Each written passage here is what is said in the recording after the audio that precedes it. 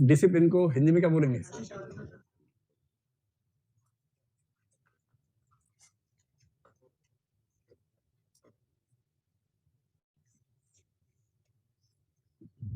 Discipline यानी कि अनुशासन। छोटा सा है, एक दो बातें इसके बारे में पता रहेंगी तो बात खत्म हो जाएगी। सबसे पहली बात, ये क्या होता है?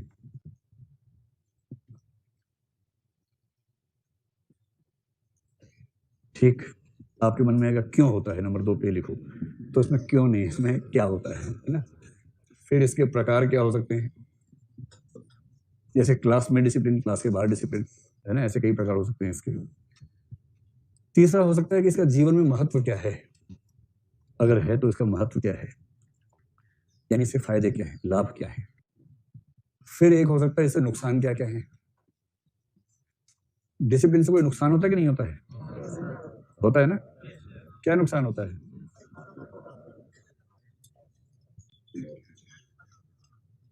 जो सबसे गोलू बच्चे होते हैं ना, इसलिए बहुत आगे नहीं बढ़ पाते, क्योंकि डिसिप्लिन ज्यादा हो जाता है उनके अंदर, मतलब कुछ मौलिक नहीं कर पाते। Out of the box thinking जो होती है ना, जो स्कूल की दीवार टाप के कूदा ही नहीं कभी, वो आउट ऑफ द बॉक्स क्या सोचेगा? जो बॉक्स में ही रह के सोचता रहा, जो बॉक्स से टापा ही नहीं कभी, क्या सोचेगा? आप ऐसे कितने लोग स्कूल से भागे कभी ना कभी? क्या बात है। और कितने बच्चे कभी स्कूल की दीवार से कूद के नहीं भाग पाए?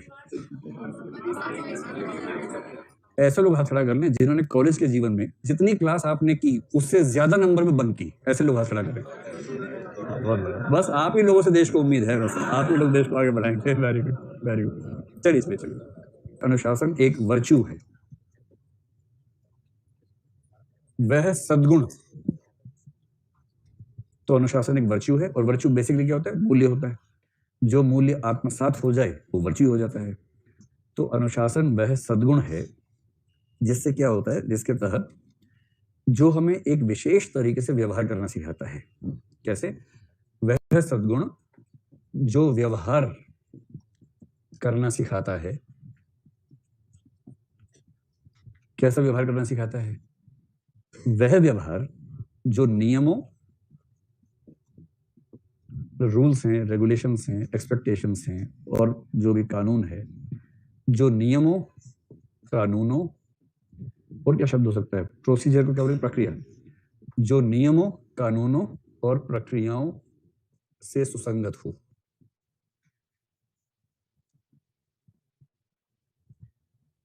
अब इसको आप परिभाषा में जब लिखेंगे तो क्रम थोड़ा बदलेंगे। वह सद्गुण जो नियमों, कानूनों, प्रक्रियाओं से सुसंगत व्यवहार करना सिखाता है, वह सद्गुण अनुशासन कहलाता है। बस सो सिंपल। डिसिप्लिन इतना ही है कि कुछ नियम है जिनको आप फॉलो करते हैं रिगरसली, कुछ कानून है आप उनको ठीक से फॉलो करते हैं, कुछ प्रोसीजर्स है उनको ठीक से फॉलो करते हैं, तो आप अनुशासन में हैं।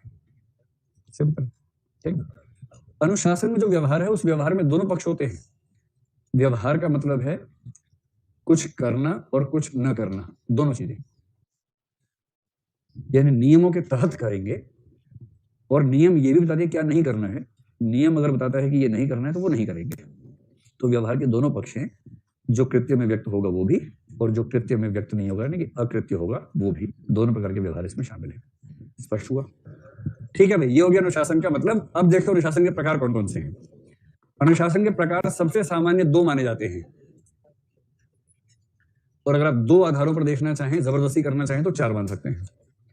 जो पहला आधार सबसे सामान्य आधार है, एक होता है सेल्फ डिसिप्लिन।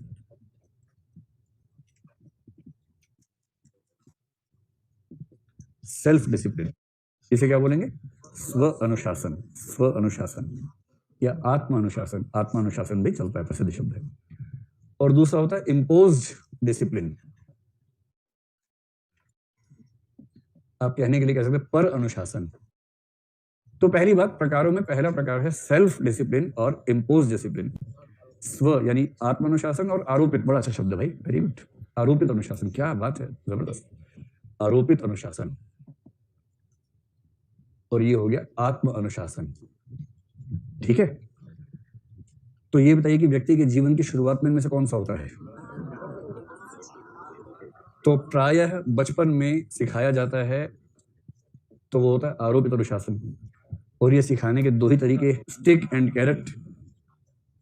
तो स्टिक एंड कैरेट, तो मतलब थोड़े टॉफी दे दी बच्चों को, जिसने अच्छा किया ताली बजवा दी, जिसने खराब किया उसको लगा दी, 2-4 झापड़ा मुक्के मार दिए। तो इससे बच्चे मुर्गे बनते बनते इंसान बन जाते हैं। इस भाव से ये सब किया जाता है, ठीक है।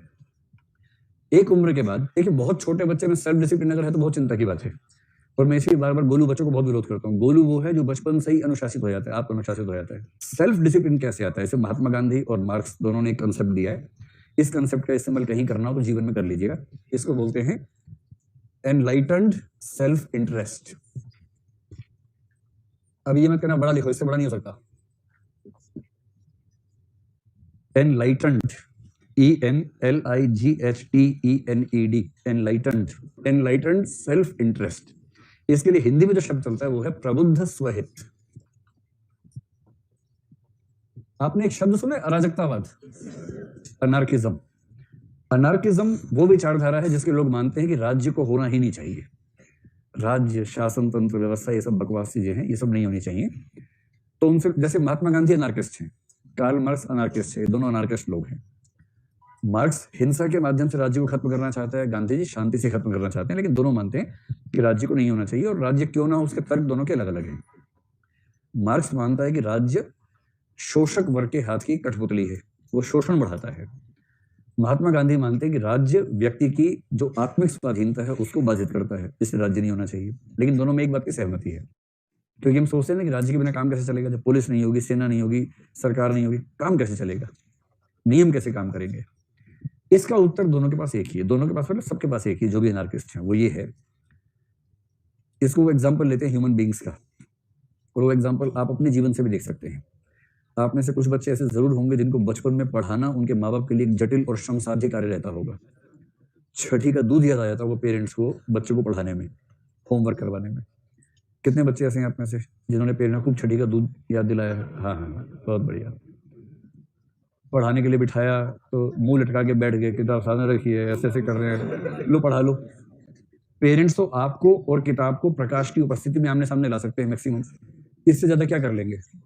दिमाग के अंदर जाएगा नहीं तो आप डिसाइड करेंगे, आप कहेंगे ले दिमाग के अंदर भेज के दिखाओ, बिठा लो सामने, किताब के सामने, दम है तो कोई बात अंदर चली जाए मेरे। अब इससे तुलना कीजिए आज की। तो जो बच्चे बचपन में पढ़ने को लेकर एकदम तैयार नहीं होते थे, पेरेंट्स की पिटाई और तोड़ाई आदि के बाद ही काम करते थे, अब वो लोग जब पढ़ते हैं तो उनको किसी बाहरी नियंत्रण की जरूरत नहीं है, अपने आप पढ़ते हैं, 12-12 घंटे पढ़ते हैं। जिस दिन न पढ़ पाए तनाव में आ जाते हैं, कोई दोस्त डिस्टर्ब करे परेशान हो जाते हैं, और वो चाहते हैं कि उनकी पढ़ाई के बीच में कोई ना आए।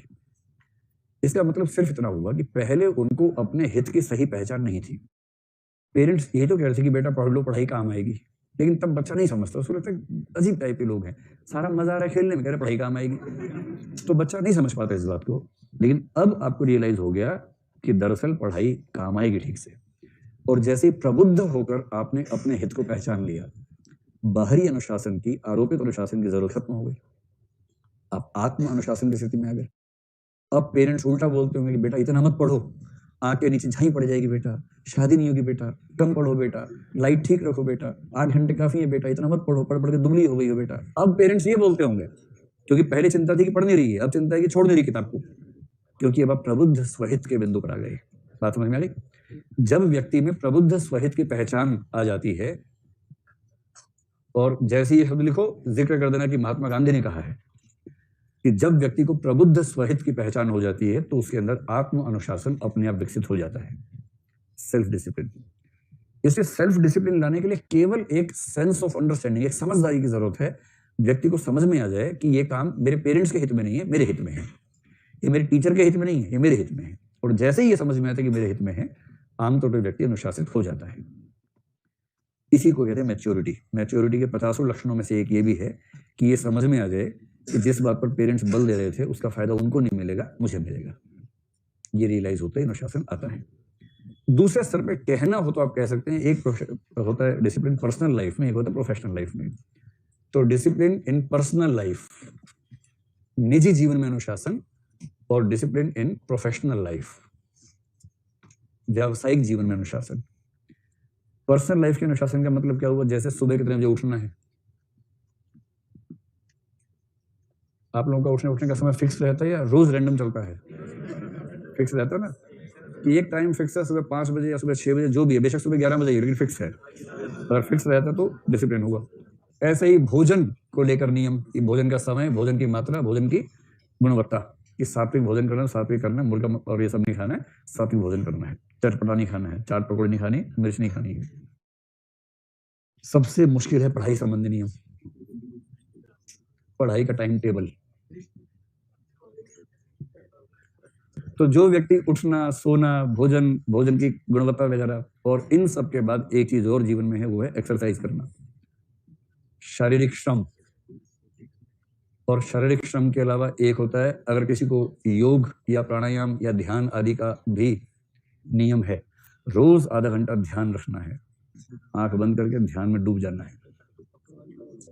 कुछ लोगों के डिसिप्लिन में एक होता है पूजा पाठ का नियम, रोज सुबह सुबह ठंडे पानी से नहा के आधे घंटे ईश्वर का नाम लेना है। तो ये कौन सा है? पर्सनल लाइफ में अनुशासन है। प्रोफेशनल लाइफ में क्या है?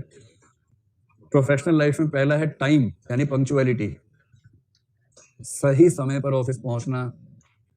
दूसरा एफिशिएंसी इन वर्क, जितने समय के लिए काम करने के लिए नौकरी पर रखा गया है उतने समय तक ठीक से प्रभावी तरीके से काम करना, एक एक क्षण का उपयोग ठीक से करना। एफिशिएंसी इन वर्क, कार्य में प्रभावी तरीके से कार्य करना, ऐसा कह सकते हैं। तीसरा जो प्रोसीजर्स हैं, एक होता है सरकारी नौकरी में थ्रू प्रॉपर चैनल, सब चीजें प्रॉपर चैनल से होनी चाहिए। तो प्रोसीजर, प्रक्रियाओं के संबंध में जो नियम वगैरह हैं उनका पालन ठीक से करना। फिर जो बाकी रूल्स रेगुलेशन है, कंडक्ट रूल्स ध्यान रख लीजिए, कोड ऑफ कंडक्ट जो होता है ना, जैसे सिविल सर्विस कंडक्ट रूल्स मैंने बताया। कंडक्ट रूल्स क्या है? जो आचरण संबंधी, नैतिकता संबंधी नियम है, वो सब। तो ऑफिस में इन सबको फॉलो करना, ठीक, इन सबको फॉलो करना, इसको बोलेंगे डिसिप्लिन इन ऑफिशियल लाइफ।